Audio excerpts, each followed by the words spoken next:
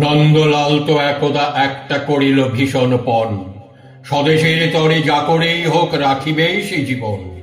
সকলে বলিল আহা, করো কি নন্দলাল। নন্দ বলিল বসিয়া বসিয়া রহিব কি চিরকাল। আমি না করিলে কে করিবে আর উদ্ধার এই দেশ। তখন সকলে বলিল বাহবা বাহবা বাহবা বেশ। নন্দর ভাই কলেরায় মরে দেখিবে তাহারে কেবা। সকলে বলিল যাও না নন্দ, করো না ভাইয়ের সেবা। নন্দ বলিল ভাইয়ের জন্য জীবনটা যদি দিই, না হয় দিলাম কিন্তু অভাগা দেশের হইবে কি।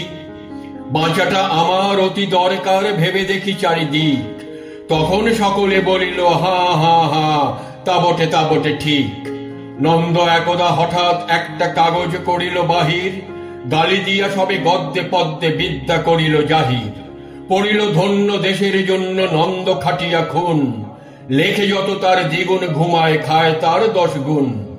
খাইতে ধরিল লুচি ও ছোকা ও সন্দেশ থাল থাল। তখন সকলে বলিল বাহবা বাহবা বাহবা নন্দলাল।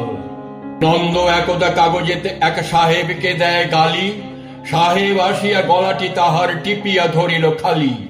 নন্দ বলিল আহা, করো কি ছাড়ো না ছাই। কি হবে দেশের গলা টিপুনিতে আমি যদি মারা যাই। বলো কবিঘত, নাকে দিব খত, যা বলো করিব তাহা। তখন সকলে বলিল বাহবা বাহবা বাহবা বাহা। নন্দ বাড়ির হতো না বাহির, কোথা কি ঘটে কি জানি। চড়িত না গাড়ি, কি জানি কখন উল্টায় গাড়ি খানি। নৌকা ফিশন ডুবিছে ভীষণ, রেলে কলিশন হয়। হাঁটিতে সর্প কুকুর আর গাড়ি চাপা পড়া ভয়। তাই শুয়ে শুয়ে কষ্টে বাঁচিয়ে রহিল নন্দলাল। সকলে বলিল ভালো রে নন্দ, বেঁচে থাক চিরকাল।